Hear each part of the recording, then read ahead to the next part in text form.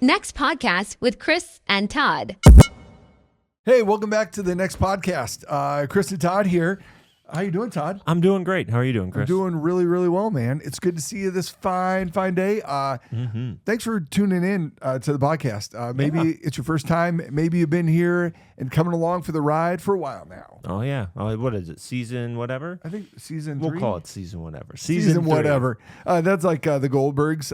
It was 1980 something. And yeah, so there you go. It's season whatever. And we love being in that season. Season whatever just leaves it open for options. Yeah. You never know when it's going to end. You never know when it's going to start either. That's right. Most of you, hopefully it's not. We hope it ends soon.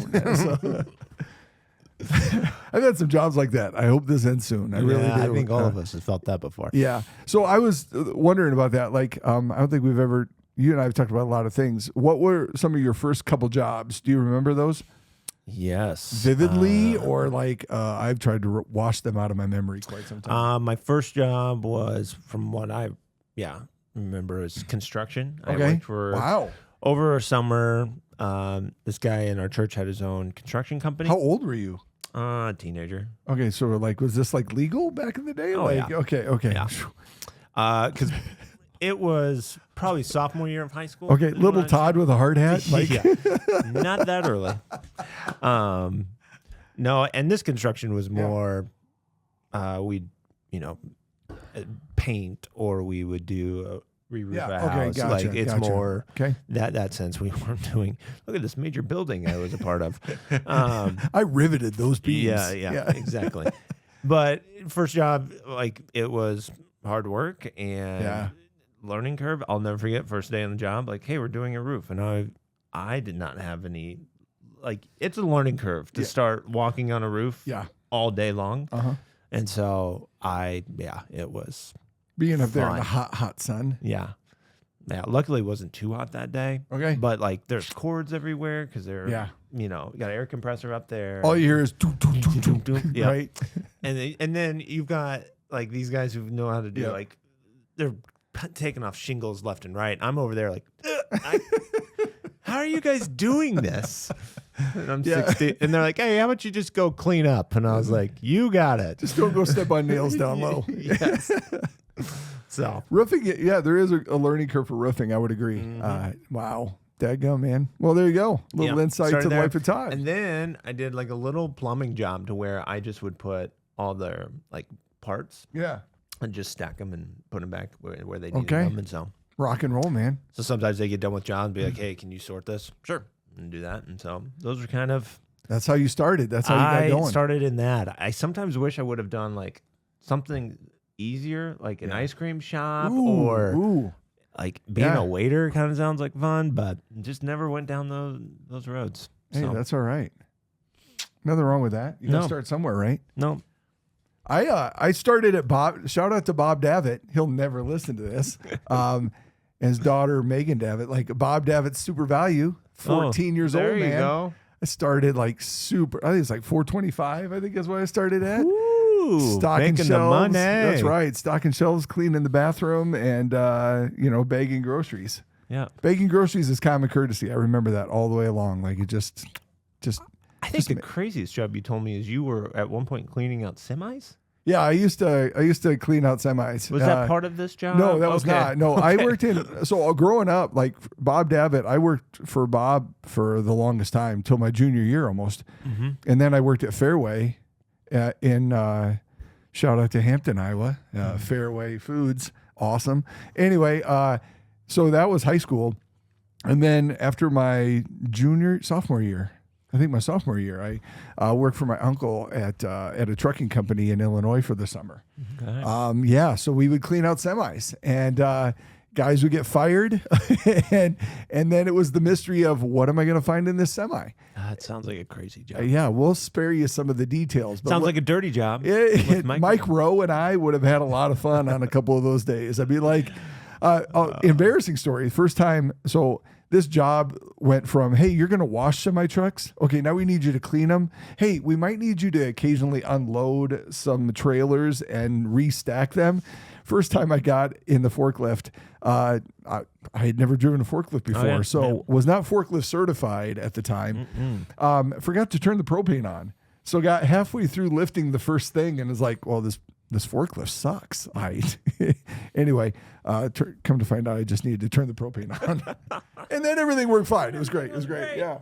That's awesome. But I would say throughout the course of my days, there were moments where I shined. Like, come on, man. There you go. You do a good job. And then there were moments where I wasn't maybe the best employee or the best teammate. And, then since I graduated, I interned at a church and did some things. There's a funny story there too, some for another time maybe, but interned at church and then got jobs at church, and sometimes it's just me and the senior pastor, and other times we've had teammates. And one thing you learn really quickly is you are different from everybody else that you work with. Yep. You might have some similarities, you might have some things that you can really gravitate towards. Wow, man, I'm glad we have this in common. Like you and I, youth ministry and some different life experiences. But when it boils down to it, philosophy, thoughts, outlook, upbringing, just really, man, they play into the way in which we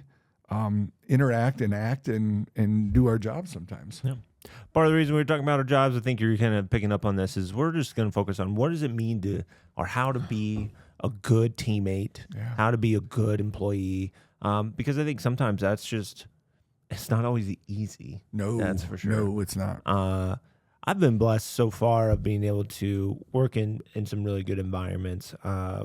Just the construction company, just being in that was good. And then being part of Fountain Springs has been great. This has been my one job right out of college. You have been here forever.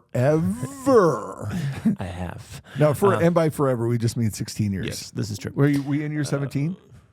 Yeah. Man. We just entered it. Nicely done on longevity here, bro. Yeah. Nicely done. So I guess, no, this would be 16. Oh, now. this would be 16. Okay. 2025 will make it 17. Okay, there you go. Started Cool. in 2008. So there you go. Either way, that's awesome.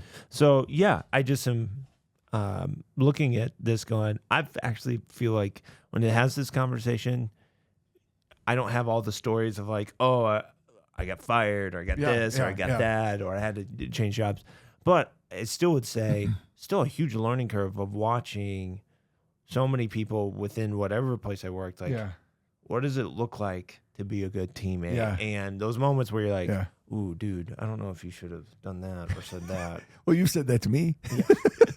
I have. Can you imagine, like, randomly, if you were the same person, and I know this is totally hypothetical, but like 16 years ago, Todd, if that were today. I probably wouldn't have this job. And so that's the part of being able to grow with it has been awesome. Yeah. I always wonder that too, of like, if I was in college now looking for a job, would Fountain Springs hire me? Yeah. I don't know. And I don't know if I'd be ready for it just because of the sheer size of it now. Sure. Yeah. Because when I came, it was, a church of 100, 150. And so that to me was a great starting spot for me. Well, and it really is an essential I'd thing, be right? like maybe, but that would be daunting. It would It'd be like, hey, there was a youth group of 10. Okay, I think I can navigate. Here's a youth group of 150. It'd be like, ooh, that's heavier. Mm-hmm. Well, and you have to grind and you have to learn things and you have to, I hate the word pay your dues, but really that really is kind of an essential Well, it's aspect. experience. Yeah, it really is. Like if you don't have the experience and you're going from, I don't really know what I'm doing to here's a youth group that's really big or here's a church that's really big. Yeah. Yes, you can learn, but man, that's going to be a lot of painful bumps along the way. But there's a lot of expectations, a lot of thoughts that go into all of that. And so, I would agree. I'm grateful, man. I would echo those sentiments. I would be a terrible employee and probably would not get hired. Like, man, he's got a lot of energy, not a lot of depth right now. All right. But that's the part I think learning to be a good teammate and learning to be a good employee is a maturity process. It's a journey. Absolutely. And so I think what we want to share today is just some things that we've learned of like, hey, if you can learn these things earlier, be super helpful of being able to take these on. And even I think it's kind of an ongoing thing. I know you and I have both kind of alluded to, and we've talked about anytime we have this conversation, The Ideal Team Player. Yeah. By Patrick Lencioni. Love Patrick Lencioni. If you have not read that book, it is definitely a book worth reading. Like one of the top ones, especially when it comes to just a job, teammate, whatever. But I think it'd also be just navigating family, navigating friends, like how to say. And so in that book, they kind of allude to 3 different components: humility, and smarts. Yeah. And then just hungry, humble, smart is how he kind of throws that out. Yeah. So, and all those things. And smarts is the one that people go, okay, intelligence. That's actually not what he's alluding to. He's alluding to emotional intelligence, being able to understand people, and not in a manipulative way, but like read a room and understand dynamics. And so, but I think all of us would understand, yes, these are important things. Being humble when it comes to being a teammate, that's a huge deal. Especially, I was actually talking. I'm coaching middle school girls right now. That is, if you want some crash course on leadership, right there, and middle learning school how girls to be a good teammate. Holy cow! One of the things I had to bring up is like I saw who is going to be a good teammate when the teams are announced. Yes, who's on what team? Yep. And some of the girls handled it well, and there was other girls who did not. And even the girls that got what they wanted, I was like, their reaction to somebody not making it on the team, like, oh, I guess you're not good enough. Or just those things that you're just like, ooh, be careful. There are those weird dynamics too, because in girls, guys are the same way, right? Like they're different, but same. But like girls that go, oh, I thought we were going to play together forever. Yep. No. Well, Susie, you're good, and you're not, and and how do you? Like you're saying, how do you navigate those waters of, can you be okay if you're not, and that's that humility or that EQ, like if you're not picked, if you're not the one, you don't get, and let's go into adult world here. If you don't get the promotion, although you think you deserve it, what kind of teammate, what kind of employee are you going to be?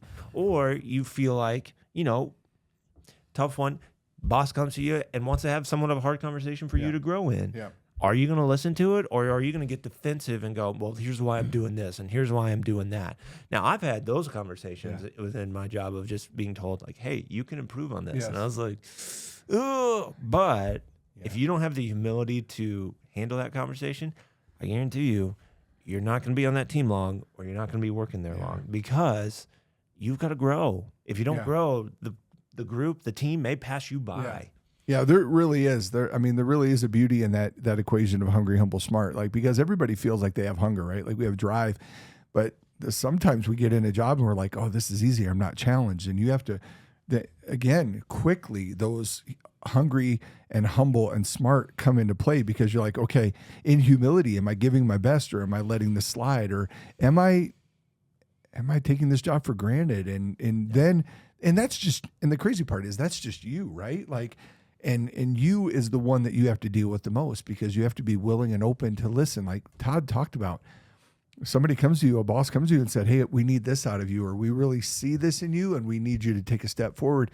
And your willingness or unwillingness to take that step is really going to be an indicator if you're going to be a part of the team. And, and we believe as believers in Jesus, like if God puts you in a place, you're there for a reason. And really how powerful that is, that, working in church, in the church world, I grew up in the church, and that was, I'll just, kind of flash back to my first job. I really thought I had a really good idea about what church looked like, right? Like, cause I'm like, well, I grew up in it. I know that you deal with this and you do this. And you had the experience of being, pastor's kid. I got drugged here. I got taken here. I watched the way they served and the way they did stuff. So I thought I had a good idea. And that really is a scenario of life. Like we have life experiences. We have moments where we think we may have an edge over people, but man, you don't know what other people have gone through or what they've dealt with and the experience they have. And it's powerful. And there were still, I'm looking back now, I can still remember walking in that church that first day and now going, man, I have learned so much. And had I not been willing to be humble enough to be teachable, and granted, along the way, there have been moments where I probably have not been the most humble. And, but there is a powerful moment there when you realize that if I'm going to be a part of this team and somebody needs something out of me, am I willing to say yes to that criticism and that insight that somebody sees. And here's the hardest part, I think. When criticism comes, we often shift to, oh, they don't like me, or they don't believe in me, or they don't want me here. And that necessarily isn't always true, right? Like, we just believe in you enough to be honest with you. And that's a tough pill to swallow sometimes. Well, and that's what I'd say, like, humility and hunger, you could see how they go together. Yeah. Are you willing to listen to it? But if you don't have the hunger to go after it and make the change, well, then we're going to have a problem. Like, yes, you're humble, but you're kind of like just lazy, kind of sitting there, not doing anything with it. Oh, I hear you. I'll get better at it. Yeah. Okay, well, when are you going to get better at it? Yeah. When are you going to put the work in? And so that's where hunger comes in. It's like, what are you bringing to the team? What are you bringing as an employee? And I go back to that verse, like, do everything as you are working for the Lord. Yep. And so that's the part you got to look at, because there may be parts of your job you go, I don't want to do this today. I do not want to do this today. I think this is below me. I think this is whatever you want to say. I know you Once hate again, TPS. humility and hunger working together and going, it is my responsibility. God has given me this job. Yep. God has given me this team. I'm supposed to do my part in this. Yep. And I've got to humbly go, okay, if that's my role, I have to do my role. And I better bring it, because if we're going to have a meeting, or if we're going to need to show up, to go a sports analogy, I need to do my piece in this, and you don't, well, then you're letting the team down. Yeah. And so, and you may have all the excuses you can justify, but at the end of the day, you go, do you have the hunger to do the job that you were hired to do? Or on a team, you're the role that you are asked to do. Yeah. And so, and then the last part is that emotional intelligence is learning how to navigate your team, because there's going to be there's going to be some infighting among the team. Like, there's going to be, oh, why did they say this? Why did they do that? Yeah. How you go about handling that? Are you the one, hey, did you hear about this? And are you gossiping about it? Or are you going, oh, well, that person hurt me, I'm never going to talk to them again. I'm just going to avoid them. They're right across the hall. Yeah, man. that's just not going to work. And so, and I'm not saying you can work out every issue with every employee or teammate. Yep. And I think one thing I have to coach, even within church world, sometimes it doesn't mean, because sometimes people will be church, oh, you guys are best friends and everything. I'm like, we're friends, but everybody's going to want to do life somewhat differently. Yep. And it doesn't mean you need to be best friends on everything. Yeah. Because sometimes you're like, just personalities clash. It's all that kind of stuff. But it's just going, but no, I will learn to work with you. Absolutely. And I will make this work so that you can get your job done, I can get my job done, and that we can have a good working relationship. And that takes emotional intelligence. That's really the does. part that he is navigating, learning how to hear things, learning how to go and navigate conversations with people. Because some of it's going to be, your boss may say something, and you can take it one way, and your boss meant it another way. How are you going to handle that conversation? Yep. Both of you could be right, but you got to learn how to humbly bring that up in a right way, but also have the hunger to go, well, I see this, and it's all three working together. Yeah. That starts to make you the ideal team player. Yeah. It really, part of that you alluded to, part of it comes down to submission. Am I willing to submit to, because your way may be a good way, but it may not be the best way, and that's fine. And, you may have been in a position where you were looked to for a lot of things, and then you're not, and now you're in this one focus. And now, okay, so how do I bring that attention and that detail to the one thing that I'm asked to do? Another thing, like, okay, so you've been kind of presented with hungry, humble, smart. I think the first reaction is, okay, well, I got to fix that. Let's get it done. Okay, well, if we're going to be good teammates and good employees, like sometimes it's those small incremental steps that begin to make those changes. You can't just go from 0 to 60 and be like, hey, I'm a different person now, because sooner or later, if you don't build any practices or any plans in there, you're going to go right back to where you were. Mm-hmm. You're like, well, okay, what am I going to change that's going to help me get to where, where Todd asked me to be? Well, okay, am I willing to submit? Am I willing to say yes? Am I willing to do some things that maybe at first were uncomfortable, or maybe at first are outside of my regular thoughts? And I've got to be willing to say, okay, if Todd needs me here and I want to be a part of this team, then am I willing to make those changes? And there's a book, I can't remember, it was by last name is Henry, but he just talks about small daily steps to affect change over the course of time. And I think, man, that is so true in anything. Like, you can't just, turn the ship and go, okay, we're going this way as a company, or we're going this way as a church. Like the church world, it's like, if we're going to make a change, we got to pray about it. We're going to talk about it.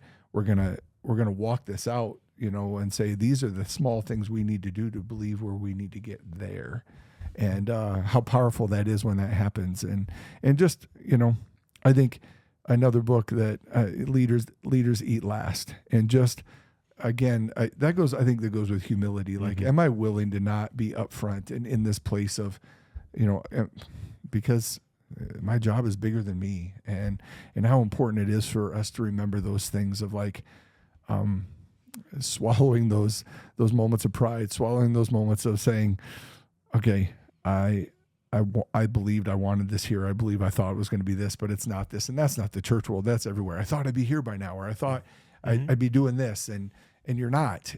But can you be okay being a part of the team? Can you be okay making things around you better? Because you're still going to be affecting change if you're doing your job well, and you're being a great team player and an encourager and a motivator. Like Patrick Lencioni has another book, I think it's Geniuses, the 5 Geniuses, where everybody plays a role. 6 of them. Six of them. Sorry. I only acknowledge 5. Patrick Lencioni's wrong on that one. Anyway, no, that's like John Maxwell, the 21 Irrefutable Laws of Leadership. I always wanted to find number 22 and be like, see, John, there's 22. Anyway, yeah. Anyway. But I think here's why this, conversation is important. I would encourage you, read books on this, because you may go, it's my job, I do whatever. Yeah. Honest truth is, you're always going to be doing some kind of work. Yeah. You're always going to be on a team. And so you learning how to do this, because I go, if you go to church, you are part of a team there. Yeah. Like serving on a team. If you are whatever it may be, learning how to thrive in this, because we're going to go to heaven someday, and I know it's going to be perfect, but I think God's taking us on this journey now, how to be the team player, even when we're with the Lord, and being able, hey, there's still going to be things we're accomplishing in heaven and things we're going after in heaven. And so I think part of this journey is learning, hey, who am I and how do I navigate things as being on a team? Something's bigger than me, because I don't think any of us want to be. Now, sometimes we get annoyed and be like, it would just be better to do it on my own. Yeah. But the reality is, none of us start there. Yeah. We have this dream of being able to work with people and being able to accomplish things together. That is pretty awesome and profound. And so I go, don't lose that. Don't let Satan take that from you, and learn to be a good team player. Learn to be a good employee. Yeah. And you're going to have tough moments with it. And don't let one bad experience or a few bad experiences ruin what I think God is trying to teach you and coach you in. Yeah. The willingness to have that conversation is the first start. Like, right? Like, can I do this? Can I do this here? And you have to have an honest conversation. Can I change? And what am I willing to change? And if you can get there, how powerful it can be, because man, being a part of a team, it's pretty cool. Because you bring something to it. And, like Todd said, there's a lot of other books that we could mention, but, just the reality of like, taking those small steps to be a better team player today. And it starts with you and what that looks like. So, hey, next time we'll dive into something else, but we appreciate you checking this out. And if you have questions about Patrick Lencioni books, or we are by no means an expert. Love to have Patrick Lencioni on the podcast someday. Please come. Take a minute from the table and come to us. So anyway, you guys have a great one. We love you.